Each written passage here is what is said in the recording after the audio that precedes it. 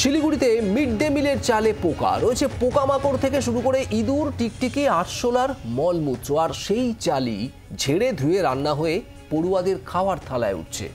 ঘটনা প্রকাশ্যে আসতেই শোরগোল শিলিগুড়ির ফাঁসি দেওয়া উচ্চতর বিদ্যালয়ে। একে অপরের দিকে অভিযোগের আঙুল তুললেন স্কুল কর্তৃপক্ষ ও বিডিও।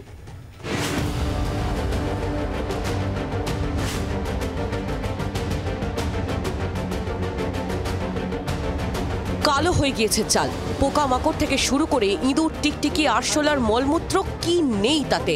অভিযোগ, সেই চালই ঝেড়ে ধুয়ে রান্না হয়ে পড়ুয়াদের পাতে পড়ছে। এরপরে মিড ডে মিলের দায়িত্বে থাকা শিক্ষক ও প্রধান শিক্ষককে ঘিরে বিক্ষোভ দেখান স্থানীয়রা। দায়িত্বে থাকা রাঁধুনির অভিযোগ, বিগত 2 মাস ধরে এই ধরনের খাবার খাওয়ানো হচ্ছে ছাত্রছাত্রীদের। বিডিওকে জানিয়েও সুরাহা হয়নি। শিলিগুড়ির ফাঁসি দেওয়া উচ্চতর বিদ্যালয়ের ঘটনা। আমরা তো জানিয়েছি, হেডমাস্টারমশাইকেও বলেছি যে এই চাল বাচ্চাদের খাওয়ালে বাচ্চারা অসুস্থ হতে পারে।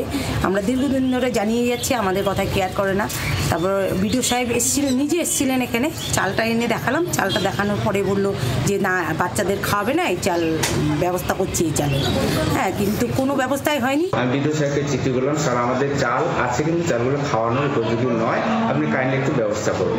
তো বিডিও সাহেব তারপরের দিনে এসেছেন, সরেজমিনে দেখে গেলেন এবং বলে গেলেন যে ইমিডিয়েট ব্যবস্থা করা হবে। তো আমরা সেই অপেক্ষায় ছিলাম। তারপরে যেহেতু চাল আমরা পাচ্ছিলাম না, যে চালগুলো স্টকে রয়েছে ওগুলাকে মাসিদের দিয়ে ঝেড়ে ওগুলাকে শুকিয়ে আমরা কয়েকদিন চালাচ্ছিলাম।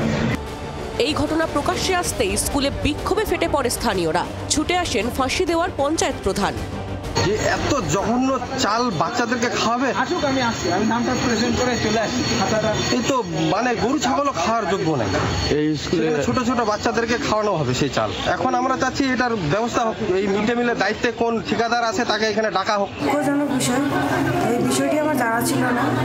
আজকে জানার ফলে এই বিষয়টি আমি উচ্চ স্তরে জানানোর চেষ্টা করবো এবং পরবর্তীতে যেন এরকম পরিবেশন করা না হয়, ভালোভাবে যেন সুষ্ঠুভাবে পরিবেশন করা হয় সে ব্যবস্থা করার চেষ্টা করব। ফাঁসি দেওয়ার বিডিও বিপ্লব বিশ্বাস টেলিফোনে জানান, চিঠি দিয়ে সব কর্তব্য শেষ হয়ে যায় না। স্কুলের তরফে গাফিলতির অভিযোগও তোলেন তিনি। এই সবের মধ্যে পড়ুয়াদের স্বাস্থ্যের কি হবে? উত্তর চান ফাঁসি দেওয়াবাসী। ক্যামেরায় ঋষি চট্টোপাধ্যায়ের সঙ্গে নারায়ণ সিংহ রায়ের রিপোর্ট, জি 24 ঘন্টা।